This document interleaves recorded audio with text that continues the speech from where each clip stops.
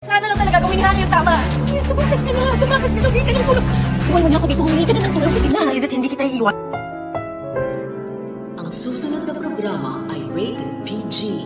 Ito ay nangangailangan ng patnubay at gabay ng magulang para sa mga batang manonood.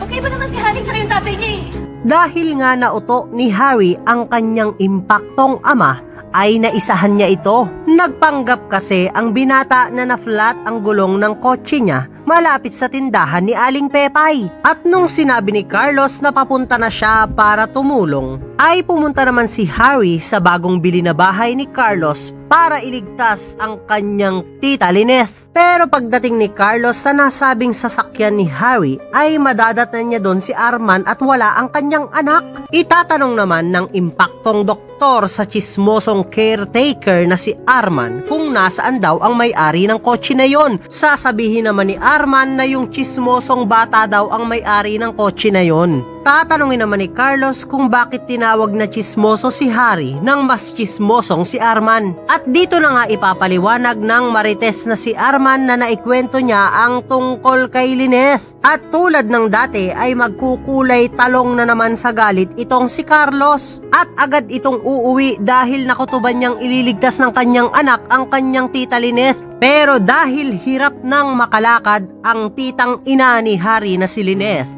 ay papasanin niya ito para maibaba niya ng hagdan at mailabas ng pamamahay. Pero dahil nga nalaglag ang phone ni Harry ay hindi agad ito makakahingi ng tulong. Pero bakit nga ba kasi ang mga bida dito sa sobrang tatanga ay hindi kaagad humingi ng tulong? Lagi naman silang may dalang cellphone. Naka-iPhone pa nga sila lahat. Ano yan? Walang pang load. Hay nako, buti pa yung iPhone namin. Wala ding load. Haha, char. Pero dahil babagal-bagal nga itong si Harry at si Lineth, ay baka maabutan na naman sila ni Carlos dahil nagmamadali itong umuwi. Kaya naman kung isa ka rin sa mga nagnanais na sana ay maitakas na ni Harry si Lineth, ay huwag mo naman kalimutang mag-like, share, and subscribe, and please hit the notification bell. Salamat sa panonood.